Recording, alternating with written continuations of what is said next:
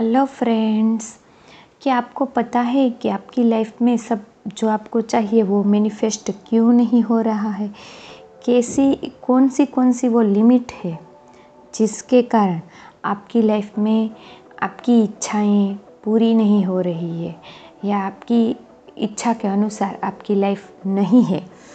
तो आज मैं उसका सही रीज़न बताऊंगी और उसका सही रीज़न है आपके बिलीफ्स, जो लिमिटिंग बिलीफ्स है या आपके अजम्पशंस जो आपने अपने बचपन से अपने घर के लोगों से सुना है, माँ बाप से, टीचर से, आजू बाजू किसी भी के कारण, सोशल मीडिया, न्यूज़, इसमें देख के सुन के आपने जो अपने अंदर अजम्पशंस बनाए हैं वो, और आपने जो बिलीफ बनाई है वो ही एक ही रीज़न है कि वो आपकी मैनिफेस्टेशन को रोक रही है।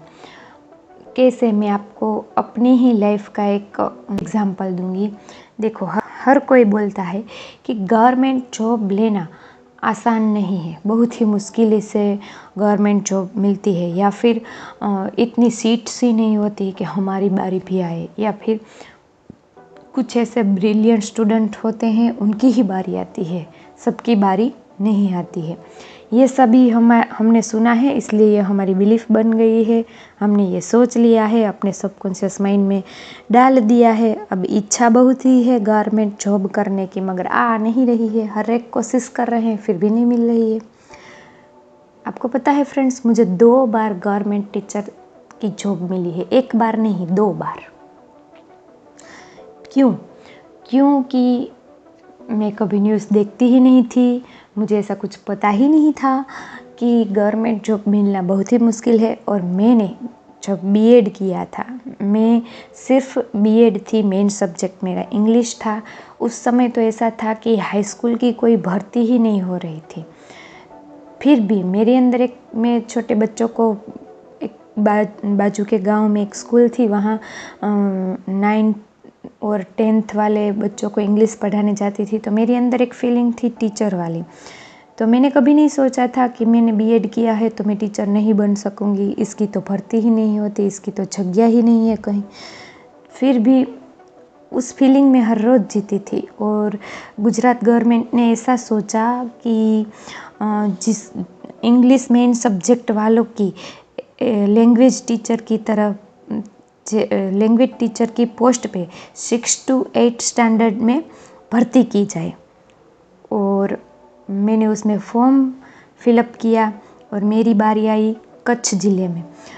ये पहली जब मुझे जॉब मिली 2010 में, 2010 जुलाई में मैं कच्छ में मुझे जॉब मिली। उसके बाद मैं जब कच्छ में रहती थी तो मेरी दादी के साथ रहती थी। तो मेरे दादाजी की तबीयत बहुत ही ख़राब रहती थी, तो दादी को कभी यहाँ आना पड़ता था, कभी वहाँ कच्छ में मेरे साथ रहना पड़ता था, कभी कभी मुझे अकेला रहना पड़ता था। मतलब कि कॉन्ट्रास्ट आ रहा था। तो तभी ऐसा लगता था कि अपने ज़िले में जॉब करे तो कितना अच्छा हो, अपने घर के पास जॉब मिल जाए तो अच्छा हो। तो दूसरे साल मई मंथ में, अप्रैल में गुजरात गवर्नमेंट ने पहली टेट एग्ज़ाम निकाली। उसमें मैंने फॉर्म फिलअप किया। अब एग्ज़ाम की तारीख थी शायद 30 मई 2011 और मेरी मैरिज की तारीख आई 18 मई 2011। और मेरी जो समर वेकेशन होती है वो 5 मई 2011 को मेरी समर वेकेशन पड़ी। मैं घर आई कच्छ में से, यहाँ हमारे ज़िले में आई। अभी टेट क्या है कुछ पता नहीं, सिर्फ फॉर्म भर दिया और लगे पड़े थे मैरिज की तैयारी में। मैरिज हो गए और कभी मैंने ऐसी कॉम्पिटिटिव एग्ज़ाम दी ही नहीं थी, तो मुझे कुछ पता नहीं था। मगर हाँ, मुझे ऐसा लगता था कि मैं तो बहुत ही इंटेलिजेंट हूँ, तो मेरी बारी तो सभी जगह आ ही जाती है।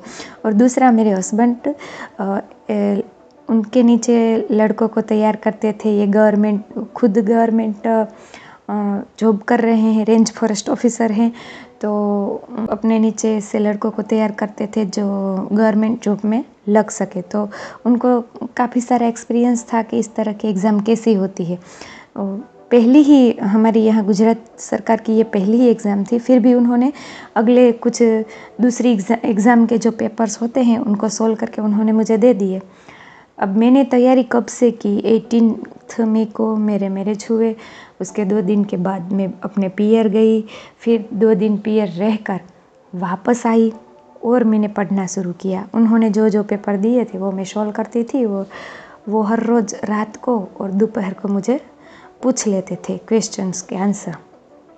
और बीच में मेरे अंकल के यहाँ गई, इस तरह से चल रहा था। और 13 मई को मेरी एग्ज़ाम थी और आप मानो या ना मानो, फर्स्ट टेस्ट में मैंने एग्ज़ाम दी ने, मेरी फर्स्ट 109 मार्क्स है।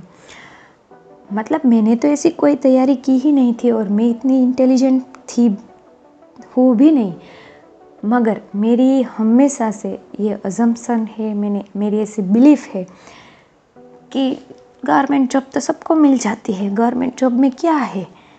इसलिए और मुझे इतने अच्छे मार्क होने के कारण मैंने वहाँ कच्छ में रिज़ाइन कर दिया और बस जून में मैंने रिज़ाइन किया और जुलाई में मेरे डिस्ट्रिक्ट में यहाँ जामनगर में मुझे दूसरी बार गवर्नमेंट जॉब मिली। मैं दूसरी बार गवर्नमेंट टीचर बन गई। क्यों? क्योंकि मुझे कभी ऐसा लगता ही नहीं था। देखो, उसमें भी ऐसी बात थी, मेरे हस्बैंड ने बोला था, अगर आपने रिज़ाइन कर दिया है कच्छ में और फिर जामनगर में, मतलब हमारे यहाँ वतन में आपको नहीं मिला, तो मैं कहीं और आपको जॉब करने नहीं दूंगा। ये उनकी शर्त थी। तो इतनी बड़ी कन्फ्यूज़न थी। मेरे पीयर से वहाँ सब ना कह रहे थे कि आप रिज़ाइन मत करो, दूसरी बार जॉब नहीं मिलेगी। मगर हाँ, मेरे भाई ने ऐसे बोला था कि दीदी देखो, इतनी लेडीज़ ने फॉर्म फिलअप किया है, इतने मार्क है, इतनी जगह है, इसमें तुम्हारी बारी तो आ ही जाएगी। और मुझे इतना ट्रस्ट हो गया था भाई पे कि भाई ने बोला है, मेरा छोटा भाई ने बोला है तो मेरी बारी आ जाएगी। तो मैंने रिज़ाइन कर दिया और एक ही मंथ में मुझे यहाँ अपने ज़िले में अपने घर के पास जॉब मिल गई। तो ऐसे होता है, जब आपकी बिलीफ्स पॉजिटिव हो तो आप उसमें आ ही जाते हो, आपको आपकी विश पूरी हो ही जाती है। और आपकी बिलीफ नेगेटिव है, आप ये सोचते हो कि गवर्नमेंट जॉब मिलना बहुत ही आसान नहीं है, मतलब कि इजी नहीं है, तो नहीं मिलेगी, कभी नहीं मिलेगी। इसी तरह सभी मैनिफेस्टेशन में ऐसा होता है। अगर आपकी बिलीफ लिमिटेड है तो, या उस नेगेटिव है, तो आपको कभी आपकी वो मैनिफेस्टेशन पूरी नहीं हो सकती। जैसे कि पैसे कमाना आसान नहीं है, तो कभी नहीं कमा सकोगे। पहले हमें हमारी बिलीफ को चेंज करना है, हमारे अजम्पशंस को चेंज करना है, उसके बाद ही आपके मैनिफेस्टेशंस पूरे हो सकते हैं। इसके सिवा आप कितना भी विजुअलाइज कर लो, कितना भी अफर्म कर लो, कोई भी टेक्निक कर लो, कुछ भी कर लो, नहीं होगा। और इसका यही एक कारण है कि आप बाहर कुछ और बोल रहे हो और आपके सबकॉन्शियस माइंड में कुछ और जमा हुआ है। ये दोनों में कभी मैच नहीं होता। इसलिए तो आपको आपके सबकॉन्शियस माइंड में जो लिमिटिंग बिलीफ्स है उसको दूर करनी बहुत ही ज़रूरी है। और वो एक दिन में नहीं होती, एक मंथ में नहीं होती, उसके लिए कुछ समय लगता है, 2-4 मंथ लगते हैं। और कैसे किया जा सकता है, एक तो इमेजिनेशन के थ्रू, एक आप अफर्मेशन के थ्रू कर सकते हो। और देखो, आपने अफर्मेशन रात को सुने कि मैं बहुत ही धनवान हूँ या पैसा आसानी से आ रहा है, और फिर दिन में आप बातें बोल रहे हो, कोई और बोल रहा है और आप उसमें हाय हाँ किए जा रहे हो, हाँ ये सही है, पैसा आसानी से नहीं आता। तो ये देखो, 2 अलग अलग बात हो गई। आप यहाँ अफर्म कर रहे हो पैसा बहुत आसानी से आएगा, और पूरे दिन आप अफर्म कर रहे हो पैसा आसानी से नहीं आता, तो कैसे आएगा? आपका सबकॉन्शियस माइंड क्या करेगा? वो कंफ्यूज हो जाएगा ना। तो जब आप अपनी बिलीफ्स को चेंज कर रहे हो तो पूरे दिन अपनी थॉट पे आप क्या बोल रहे हो उस पे आपको निगरानी रखनी है। और हर पल अपने आप को बोलना है कि I am the creator, I can do anything, और मुझे मेरी ये बिलीफ है उसको चेंज करना है। मेरी बिलीफ के कारण ही आज ये पोजीशन है और ये पोजीशन मैंने क्रिएट की है, तो मुझे जो चाहिए वो भी मैं क्रिएट कर सकती हूँ या कर सकता हूँ। I am the creator. इस तरह से आप चेंज कर सकते हो। और इसमें बहुत ही अच्छा रोल निभाता है मेडिटेशन और इमेजिनेशन, क्योंकि मुझे तो तब उस समय कुछ पता ही नहीं था कि लॉ ऑफ अट्रैक्शन क्या है। वो तो मेरे अंदर पहले से है इसलिए। मगर मैं 2 सालों से 3 सालों से मेडिटेशन कर रही हूँ, तो अब तो इतनी पावरफुल मेरी वो बिलीव्स और ये सब कुछ हो गया है कि मैं सोचती हूँ और वो काम हो जाता है। देखो, आज का ही मैं आपको एग्जांपल दूंगी। आज सुबह मेरे हस्बैंड नहा रहे थे और मैंने अलमीरा खोली तो उनका एक टी शर्ट था जो हमने मई मंथ में ख़रीदा था, तो उन्होंने कभी पहना ही नहीं था। उस टी शर्ट पर मेरी नज़र गई, तो मैंने ऐसे मन में ही सोच लिया कि देखो, इन्होंने तो कभी ये टी शर्ट पहना ही नहीं, कभी इनको बोलना पड़ेगा कि कभी कभी ये टी शर्ट भी पहनते जाओ। ऐसा सोच के अलमीरा बंद करके मैं तो चली गई नीचे काम करने अपने किचन में। और वो जब नहा धो के आए तो मैंने देखा तो उन्होंने वही टी शर्ट पहनी थी। तो मुझे इतनी हंसी आई। बस इतनी आसानी से सब कुछ हो जाता है। क्यों? क्योंकि मैं हर रोज़ मेडिटेशन करती हूँ और अपने माइंड को हर रोज़ कंट्रोल में रखती हूँ। कंट्रोल में अपनी थॉट्स को कंट्रोल में रखना बहुत ही ज़रूरी है।